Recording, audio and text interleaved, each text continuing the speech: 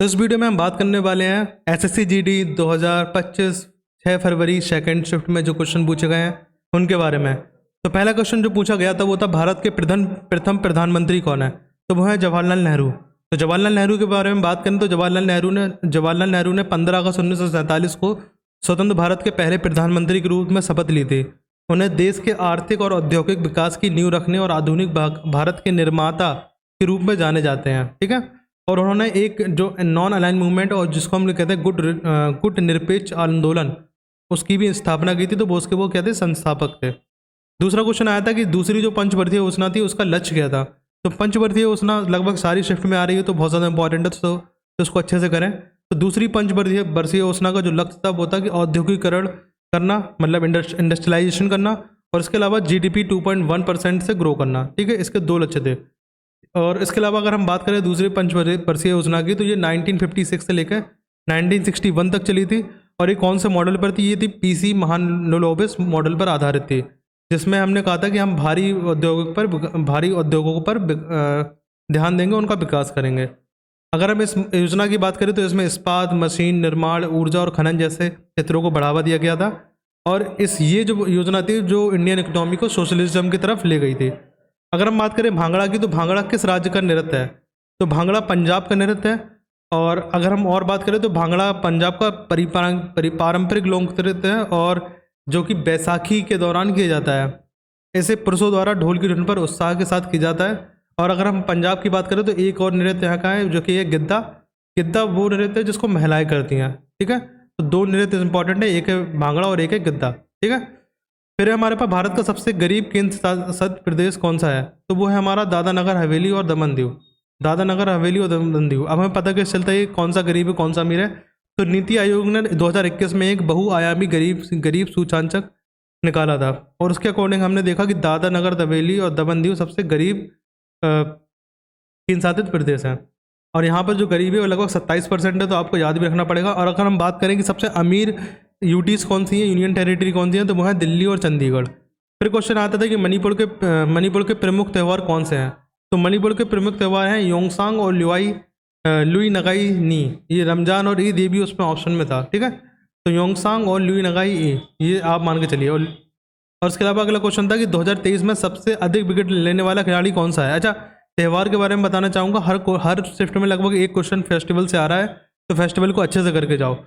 दूसरी चीज़ बताना चाहूँगा कि 2023 में सबसे अधिक विकेट लेने वाला प्लेयर कौन था? मोहम्मद शामी है। ठीक है, तो मोहम्मद शामी ने 7 मैच में 24 विकेट लिए थे, जो कि टॉप विकेट टेकर बन गए थे। इसके अलावा अगर हम बात करें अगला क्वेश्चन की तो वो है मौलिक अधिकार, जो फंडामेंटल राइट्स होते हैं वो कौन से आर्टिकल में मेंशन है? तो संविधान में भाग 3 में आर्टिकल 12 से 35 के बीच में फंडामेंटल राइट मेंशन है। ठीक है, तो फंडामेंटल राइट में क्या है? फंडामेंटल राइट को हम 14 से 18 के बीच में राइट टू इक्वालिटी दे रखी है, 19 से 22 के बीच में फ्लाइट टू फ्रीडम दे रखी है। इसको याद कर लेना, ये क्वेश्चन आते हैं कि 1422 में क्या है, 18 से 19 में क्या है, ये सब पूछते हैं। ठीक है, 23 और 24 में हमें राइट अगेंस्ट एक्सप्लॉयटेशन, शोषण के विरुद्ध अधिकार दे रखे हैं, और 25 से लेकर 28 तक धार्मिक स्वतंत्रता का अधिकार दे रखा है। ठीक है, तो ये सारी चीज़ याद कर लेना, ये क्वेश्चन आएगा। अगर अब हम बात करें सबसे लंबी नदी दुनिया में कौन सी है, तो नील रिवर है। और अगर हम दूसरे नंबर पर बात करें तो वो अमेजोन रिवर है। नील रिवर हमारी नॉर्थ अफ्रीका में बहती है और अमेजोन रिवर साउथ अमेरिका में। ठीक है, ये भी याद रखना कि कौन से कॉन्टिनेंट में ये नदी बहती हैं। अब नीली क्रांति किससे संबंधित है? नीली क्रांति सिर्फ संबंधित है मछली उत्पादन से, फिश प्रोडक्शन से। अब आपको याद रखना होगा कि नीली से हम फिश कैसे याद रखें? तो नीली का मतलब, नीला का मतलब है पानी, पानी मतलब समुंदर। समुंदर कहाँ पर होता है? समुंदर में क्या होता है? समुंदर में मछली होती है। ठीक है, तो इसको हमें नीली क्रांति याद रखना। और इसका याद रखना, भारत में जो नीली क्रांति का जो नेतृत्व था वो डॉक्टर अरुण कृष्णन ने किया था।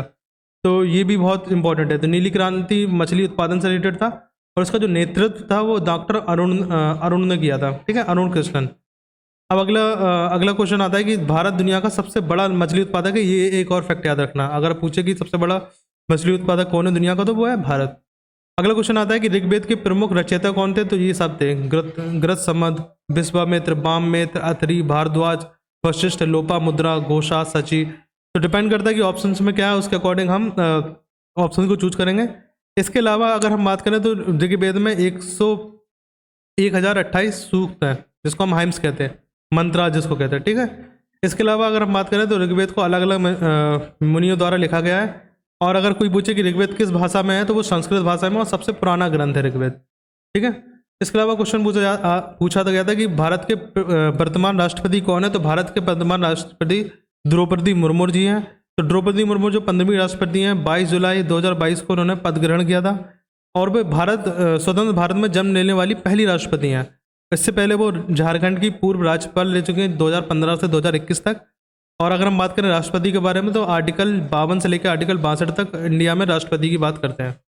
अब अगला क्वेश्चन आता है कि how many fundamental duties are mention in the Indian constitution. Indian constitution में कितनी फंडामेंटल ड्यूटीज मेंशन है।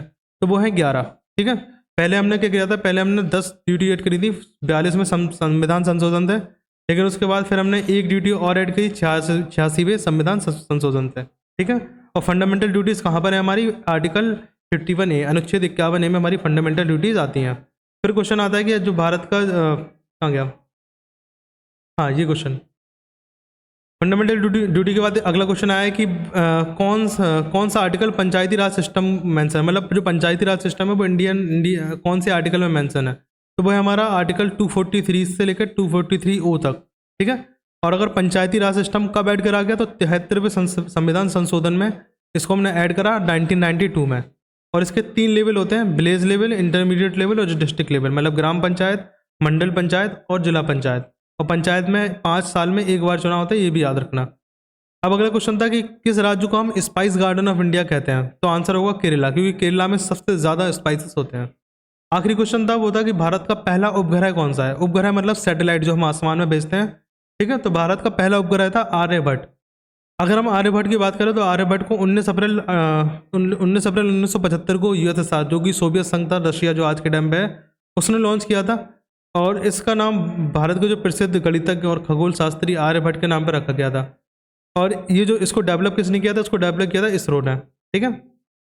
और इसके अलावा याद रखना कि बहुत सारे उपग्रह भारत ने लॉन्च करे हैं, जैसे भास्कर है, रोहिणी है, इनसैट है, मंगलयान है, तो ये सब इसरो के ही लॉन्च किए हुए हैं। तो ये सारे क्वेश्चन थे, इसको अच्छे से कर लेना और व्याख्या को भी अच्छे से पढ़ लेना। अगर आपको उसकी PDF चाहिए तो आप टेलीग्राम चैनल ज्वाइन कर लीजिए, बस मैं शाम तक PDF डाल दूंगा। Thank you so much for watching the video. Bye bye.